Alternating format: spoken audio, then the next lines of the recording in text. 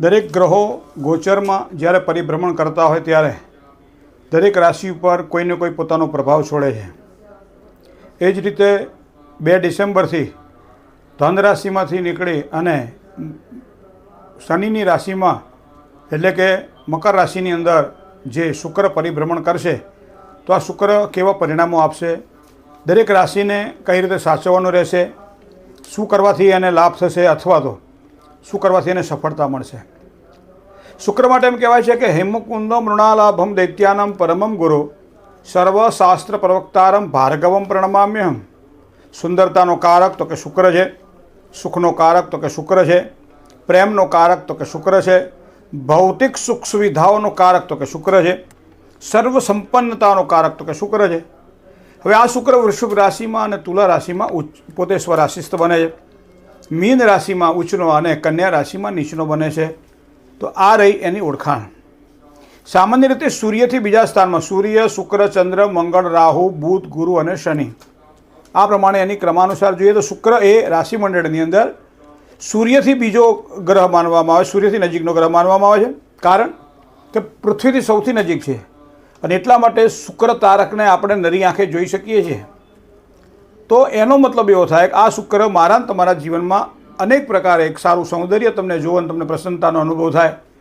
ભગવાનની સારી મૂર્તિ જુઓ તો એની અંદર મન મોહી જાય. દરેક બાબતોમાં જે સુંદરતા હોય ત્યાં શુક્ર હોય એવું સમજી લેવાનું. અને એટલા માટે કલા અને કારીગરીની વાત હોય, મીડિયા ક્ષેત્રની વાત હોય, ચાહે પ્રિન્ટ મીડિયા, ચાહે પ્રેસ મીડિયા હોય, ચાહે નાટક, ચાહે ફિલ્મ હોય, ચાહે કોઈ પણ જગ્યાએ જ્યાં કળા થવાની હોય, જ્યાં જ્યાં જ્ઞાનનું એક સિંચન થતું હોય એ દરેક જગ્યાએ શુક્રનો પ્રભાવ આપણને જોવા મળે. તો આ શુક્ર શું શીખ્યું છે તમે જોજો. શુક્ર એટલે કોઈ પણ તમને હું કહું શુક્ર કોઈ પણ જે કહેવાય કે ભાઈ તમે જ્યારે કોઈ પણ જગ્યાએ પ્રવેશ કરો અને બગીચાની અંદર જે મહેક જે પુષ્પોની આવતી હોય અને એ તમારી જે ઓળખવાની જે શક્તિ છે ને એ શુક્ર આપે છે. સામાન્ય વ્યક્તિઓને કદાચ આ ખબર ન પડે પણ શુક્ર જેનો પાવરફુલ હોય એ વ્યક્તિ એ જોઈ શકે છે. સાથે સાથે તમે જોજો પૃથ્વી જે છે એ પૃથ્વી અને શુક્રની સંરચના મોટાભાગે સરખી જોવા મળે છે. શુક્ર પૃથ્વી કરતાં આમ ગોળાકારે સરખો છે પણ એની આકાર થોડોક નાનો છે. એનો જે કે ભૂપરિમાણ જેને કહી શકાય એ થોડું નાનું છે. સફેદ રંગ તમને ગમે છે, સફેદ કપડાં તમને ગમે છે, મતલબ તમને શુક્રના આધિપત્યમાં છો.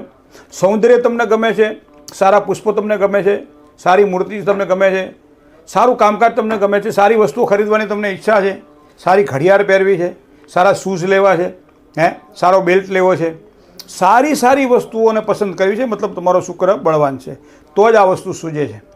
તો આ શુક્રને એટલે તો અંગ્રેજીમાં એને વિનસ કહેવામાં આવે છે.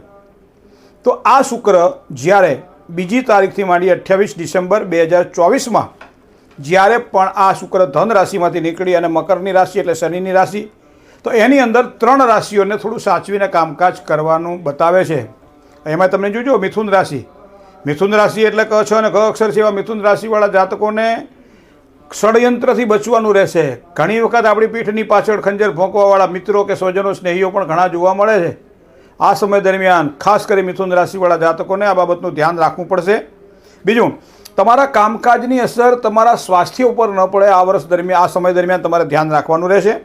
કોર્ટ કચેરીને લગતા કામકાજ હોય, કાવા દાવાને લગતા કામકાજ હોય, કોઈ દસ્તાવેજીય કામકાજ હોય, કોઈમાં પૈસાની લેવડ દેવડ કરવાની હોય તો એવા સમયે મિથુન રાશિવાળા જાતકોએ સાવધાની રાખવી પડશે. જેટલી સાવધાની રાખશો એટલી સારી સફળતા મળશે. બીજી રાશિની વાત કરો તો એ સિંહ રાશિ છે. તો સિંહ રાશિવાળાને પણ આ શુક્રનું પરિભ્રમણ સારા પરિણામ થોડા ઓછા આપે. કારણ શું છે? ઘણી વખત જે વસ્તુ વાદથી થતી હોય, વિવાદથી થતી હોય એમાં સફળતા બહુ ઓછી મળતી જોવા મળે. વાદ વિવાદવાળા કોઈ પણ પ્રકારના કાર્ય જો સિંહ રાશિવાળા જાતકોના ભાગે આ સમય દરમિયાન આવે તો સમજી લેવાનું ક્યાંક ને ક્યાંક એને પીડા રહેવાની છે. શત્રુ દ્વારા થોડી પરેશાની રહે. યાત્રા પ્રવાસની અંદર પણ જે કામ માટે જે ગયા હોય તે કામ આપણું ન થાય જેના કારણે તકલીફો રહે. યાત્રા પ્રવાસમાં થોડી સાવધાની આ સમય દરમિયાન રાખવાની રહેશે. કામકાજની અંદર જે કામ સરળતાથી થતા હોય એ કામમાં વિવાદની સંભાવનાઓ પણ કદાચ આ સમય દરમિયાન સિંહ રાશિના જાતકોને જોવા મળશે. હવે ત્રીજી રાશિ છે કુંભ રાશિ. ગ અને સ આમ તો 11મી રાશિ છે રાશિમંડળની આ કાલપુરુષની. હવે કોઈ પણ પ્રકારે કરવો ના હોય તો એ ખર્ચ વધી જશે. તમે જોજો આ સમય દરમિયાન તમે ધ્યાનમાં રાખજો. માટે એમ કહેવાય છે ખર્ચ ઉપર કાબૂ રાખો, પૈસો બચાવો, થોડો બચાવેલો પૈસો તમને કામ લાગવાનો હોય. સાથે સાથે પાછું નવા લોકોની ઓળખાણ પછી લાભે કરાવડાવે. આ પાછું એક સૌ સારું છે તે ખરાબે છે, પણ પોતાની વાત બને ત્યાં સુધી જે બીજાને કહે છે આ સમય દરમિયાન તો સમજી લો કે હંમેશા એક વસ્તુ બાંધી મુઠ્ઠી લાખની અને ખુલી જાય તો ખાખની.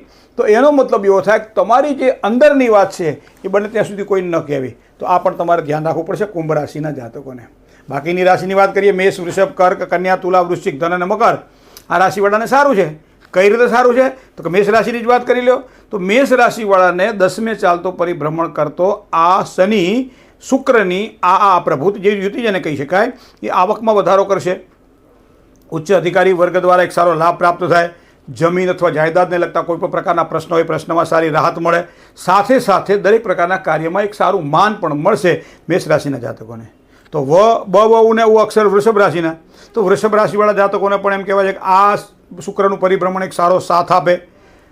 કર્ક રાશિની વાત કરીએ તો પતિ પત્ની વચ્ચે પ્રેમ સારો વધી શકે છે. દાંપત્ય જીવનમાં એક સારી મધુરતા દેખાય. કામકાજની અંદર, વેપારની અંદર ખૂબ સારો લાભ થાય. નવા કામકાજમાં ખાસ કરી દસ્તાવેજીય કામકાજ કરવાના હોય તો આ સમય દરમિયાન કરી લેજો. 2 થી 28 તારીખ દરમિયાન દસ્તાવેજીય કોઈ પણ પ્રકારના કામકાજ તમને ખૂબ જ સારો લાભ કરાવડાવશે કર્ક રાશિના જાતકોને. કન્યા રાશિવાળા જાતકોની પણ વાત કરું તો સંતાનનું સુખ એને આ વર્ષે ખૂબ સારું મળે. સંતાન ન હોય તો સંતાન થવાની ઈચ્છા થાય. સંતાન થવાની એક યોગ્ય પેલી ગણી શકાય. બીજું સંતાનનું સારું સુખ મળે. સંતાનો દ્વારા પીડા ઓછી થઈ જાય. સાથે સાથે પરિવારનો પણ સાથ મળે. ઘણી વખત માણસ એકલો દોડતો હોય છે, પરિવારનો સાથ નથી મળતો હોતો, તો પરિવારનો પણ સાથ મળે. સાથે સાથે વિદ્યાર્થીઓ માટે પણ આ સમય ખૂબ સારો છે. વિદ્યાર્થીઓ માટે ખૂબ સમય સારો છે. જો આ સમયને યોગ્ય રીતે આપણે ઉપયોગ કરીએ તો વિદ્યાર્થીઓને તો બારે વહાણ બધા તરવાના છે. શું કામ કે એની બુદ્ધિશક્તિનો ઉપયોગ શુક્ર કહેતા સૌંદર્યની સાથે જોડાય ત્યારે મનની અંદર જે તરંગો છે તરંગો શાંત થઈ જાય અને તરંગો જ્યારે શાંત થાય ત્યારે વિદ્યા પ્રાપ્તિના સારા અવસરો પ્રાપ્ત થાય છે. સાથે સાથે હું તમને કહું કે તુલા રાશિ ર અને તો અક્ષર છે તો તુલા રાશિવાળા જાતકો માટે છે ને જમીન જાયદાદને લગતા કામકાજમાં લાભ થાય. સાથે સાથે પ્રોપર્ટીમાં કોઈ પણ પ્રકારનું રોકાણ કરવાનું હોય તો રોકાણ પણ લાભ કરાવડાવે. કંઈક સારા સમાચાર પેન્ડિંગ વર્ક હોય તો એ કદાચ પૂર્ણ થાય અને સારા ફળની પ્રાપ્તિ કરાવડાવે. તો આ બાબતે સારા સમાચાર પણ પ્રાપ્ત થાય. વૃશ્ચિક રાશિ તો ન અને ય અક્ષર છે વૃશ્ચિક રાશિના, તો વૃશ્ચિક રાશિવાળા જાતકોને કાર્યમાં એક સારી સફળતાના યોગ, સારા એંધાણ આ સમય દરમિયાન તમને જોવા મળશે. બીજું, ઝડપથી કામ સફળ થાય. ઘણી વખત કામમાં બહુ રાગે થાય, ધીમી ગતિએ થાય, પરિણામ મળે ન મળે. પણ શુક્રનું આ પરિભ્રમણ જ્યારે શનિની રાશિમાં થઈ રહ્યું છે ત્યારે આજે ધ્યાન આ રાખવું પડશે કે ઝડપથી આવક વધે એના માટે શું પ્રયત્ન કરવા, તો એના માટે પરિશ્રમ વધી જશે તમારો. ધન રાશિવાળા જાતકોના ઘરમાં ઘણા સમયથી કદાચ કોઈ માંગલિક પ્રસંગો ન થયા હોય તો આ સમય દરમિયાન શુક્રની જે ચાલી રહ્યું છે એ સમય દરમિયાન માંગલિક પ્રસંગોની સંભાવનાઓ દેખાય છે. આર્થિક સ્થિતિમાં પણ સુધારો જોવા મળશે. આમ તો એમ કહેવાય કે ગઈ સંપત ફરી સાંપડે, ગયા વળે છે વહાણ, ગત અવસર આવે નહીં, ગયા ના આવે પ્રાણ. પણ આ સમય દરમિયાન શુક્ર મહારાજ એવું સૂચવી રહ્યા છે કે કોઈ પણ પ્રકારે તમારું ગયેલું ધન કોઈને ઉછીનું આપેલું હોય, ક્યાં રોકાણ થઈ ગયેલું હોય, આવી બધી બાબતોને ધ્યાનમાં રાખીએ તો આ તમને કામમાં આવશે. હવે ધન રાશિની વાત કરીએ તો ભ, ધ, ફ અને ઢ અક્ષર છે. તો ધન રાશિની વાત તો આપણે કરી. તો હવે વાત કરીએ મકર રાશિની.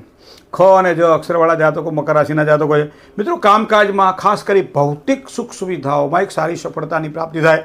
કોઈ પણ મનની અંદર અભિલાષા હોય કે આ કામ મારું થઈ જાય તો સારું, આ વસ્તુ મને મળે તો સારી, આ પદ મને મળે તો સારું, આ પ્રતિષ્ઠા મારી વધે તો સારી, અમારી સેલેરી ઇન્ક્રીમેન્ટ મને આપ વધે તો સારું, આવું થયા કરે ને. પણ આ સમય દરમિયાન તમારો પાયો નખાશે જે લાંબા સમય તમને સારી સફળતા અપાવશે. સરસ સમય પસાર થાય તેવો યોગ બની રહ્યો છે. તો એનો મતલબ એમ કે આ વસ્તુ ધ્યાનમાં. હવે મીન રાશિનું તો બહુ સારું છે. મીન રાશિને આ શુક્રનું પરિભ્રમણ, કારણ કે મીન રાશિમાં શુક્ર ઊંચ ન થાય મિત્રો, તો આવક તો વધવાની જ છે. મીન રાશિવાળા જાતકોને જેના અક્ષર દ, ચ, જ અને થ છે તો આવક તો વધવાની છે. સાથે સાથે કોઈ પણ પ્રકારની ઉધારી હોય એ પણ પાછી મળે તેવી શક્યતાઓ દેખાઈ રહી છે. પ્રેમ સંબંધોમાં કદાચ કોઈ ગડબડી હોય તો પ્રેમ સંબંધો સુધરે એવા યોગ પણ બની રહ્યા છે. શુક્રનું આ મકર રાશિમાં પરિભ્રમણ દરેક રાશિને પોતપોતાની રીતે અલગ અલગ ફળ આપશે. 4 રાશિને સાચવવાનું છે, મિથુન, સિંહ, કુંભ અને ખાસ કરી 3 રાશિને, અને બાકીની રાશિઓ તો બધી સારી જ છે. યોગ્ય રીતે કામ કરવા માટે આ ગ્રહો આપણને ક્યાંક ને ક્યાંક સારું સૂચન કરતા હોય છે. કારણ કે ગ્રહારાજ્યમ પ્રયશ્ચંતિ ગ્રહારાજ્યમ હરંતિ ચ ગ્રહેશુ વ્યાપિતમ સર્વમ ત્રૈલોક્યમ સચરાચર. જય ગણેશ.